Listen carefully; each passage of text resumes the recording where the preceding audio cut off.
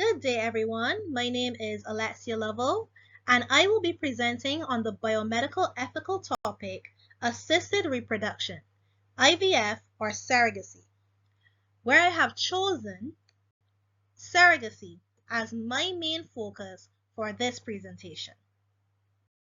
In this presentation, I will briefly define Gilon's 4 principles of biomedical ethics and apply these principles to my analysis of the 2 cases. I will define surrogacy, present the highlights from 2 different cases of surrogacy, and discuss the ethical concerns that arise from each case. Finally, I will explain on the possible solutions that could be utilized to solve the ethical concerns for each case. So now we're going to look at Gilon's 4 principles of biomedical ethics. So firstly, we have autonomy. This is the patient's right to make informed decisions about their health. Then we have non-maleficence, which is the ability of healthcare providers to avoid harm to their patients. Then we have beneficence, which is where healthcare providers do what is in the best interests of their patients. And lastly, we have justice, which is the fairness of the allocation of medical care and resources. So before we get into this presentation, we have to ask, what is surrogacy?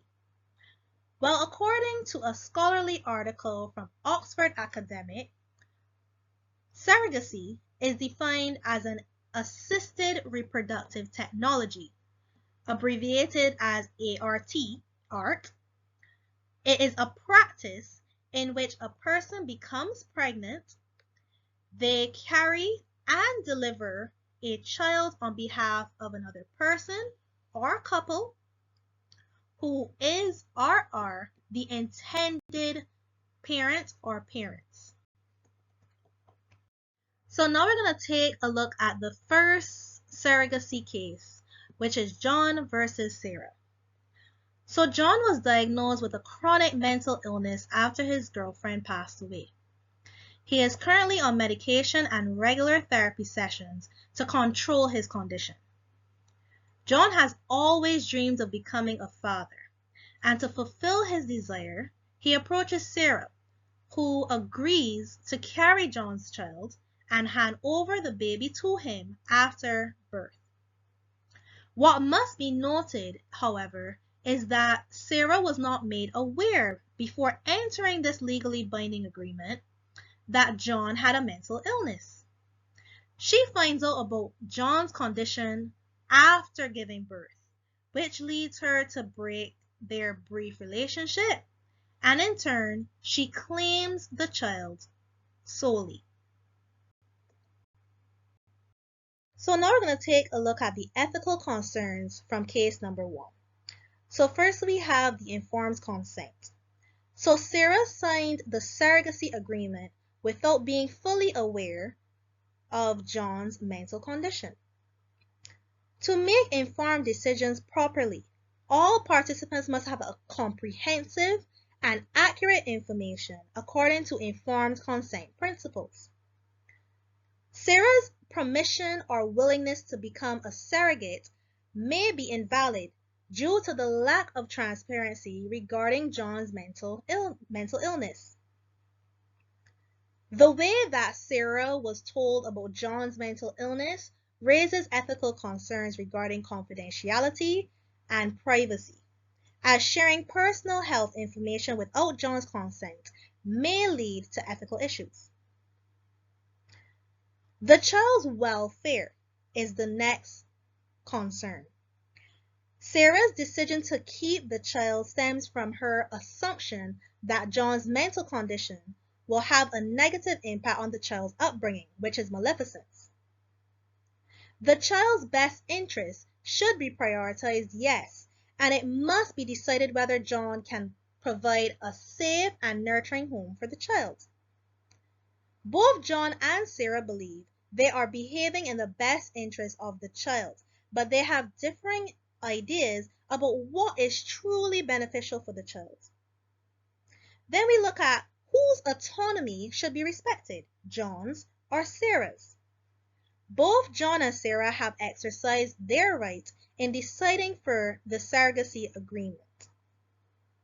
However, there is a contradiction between John's right to become a father and Sarah's right to do what she believes is the best for the child. Because traditional surrogacy was used, Sarah believes that she has a maternal claim to the child. However, due to legally binding agreement that she signed, she has no legal rights to the child. So balancing these rights represents a huge ethical dilemma. And finally, we have the stigmatization of mental health. The instance raises issues regarding the stigmatization of people with mental illnesses. John's mental disorder does not imply that he is unfit to be a father, since he is on medication and goes to therapy often.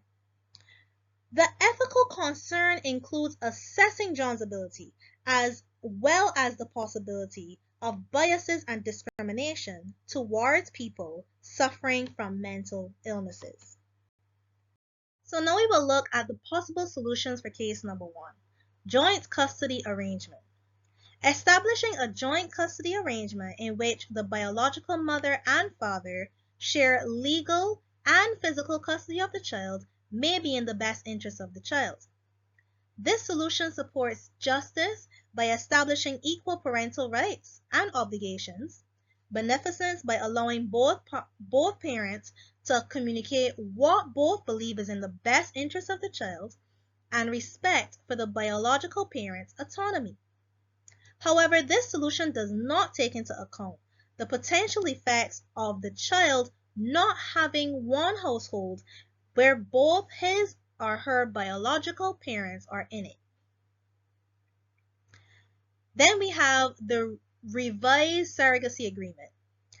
Amending the surrogacy agreement to incorporate terms addressing the new facts concerning John's mental health.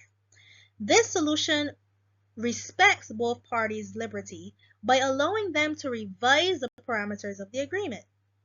It seeks a just and equitable conclusion that considers the child's best interests. So now we're going to look at case number 2, the baby M case, 1986 to 1988. William and Elizabeth Stern, a married, financially secured couple from New Jersey, sought to pursue surrogacy to have a child due to Elizabeth's mild multiple sclerosis. The Sterns signed a traditional surrogacy contract with Mary Beth Whitehead, a married mother of 2, through the Infertility Center of New York. Whitehead agreed to be artificially inseminated with William Stern's sperm, carry the pregnancy to term, and then give the baby to the Sterns after birth. Whitehead refuses to give the Sterns baby M after birth and fled to Florida with the infant, her husband, and 2 other children. The Sterns claim in court for legal justice, while Whitehead, on the other hand, claims autonomy as the biological mother. So now let's look at the ethical concerns that arise from case number 2. So firstly we have, is a surrogacy contract legally binding? So traditional surrogacy in some cases allows the biological mother of the child to have rights to their child even after birth. This raises concerns about surrogate exploitation, particularly among financially disadvantaged people, since they may think about the money initially, but then the baby when it's born right afterwards. The surrogate mother was able to flee the state with a child, which suggests that the contract was not reinforced to prevent such things from happening. Now we look at the parental rights.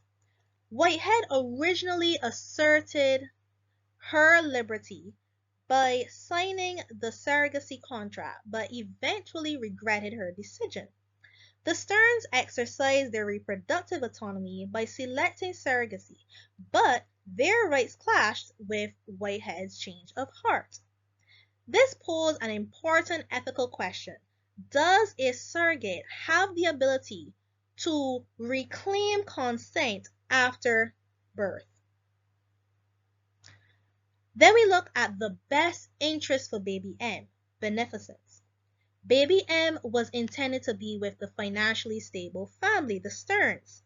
However, Whitehead not only claimed autonomy for the baby, but assured the courts that the baby will be supported just like her other two children. Both sets of parents claim that they have the means and resources to take care of the baby M. But it comes down to who legally has the right to take care of baby M. Then we look at who is causing emotional and psychological harm to who? Maleficence. So Whitehead suffered emotional distress as a result of being removed from her child, correct? The Stearns were stressed by the legal battle and the ambiguity surrounding their parental rights, yes. Baby M was involved in a highly publicized argument, which may have long-term psychological consequences. So the decision aimed to minimize harm by granting Whitehead visiting rights while guaranteeing the child's stability with the Stearns. So now we're going to look at the possible solutions for case number 2. So first we have strengthening of stricter surrogacy laws. So before signing a traditional surrogacy agreement, all participants involved should undergo and reinforce a mental evaluation check. Babies should be removed from the surrogate mother immediately after birth to prevent legal issues and emotional harm to the surrogate mother and the intended parents. Breaking the legally binding document should result in serious consequences like jail time or penalty fees. This solution ensures that before signing, all participants involved are clear of the consequences that breaking the contract entails. Next, we have child welfare assessments. Conducting a thorough evaluation of each participating party's ability to care for the child, taking into account each parent's support systems and their parenting skills before signing the agreement. This assessment can be completed by social workers, mental health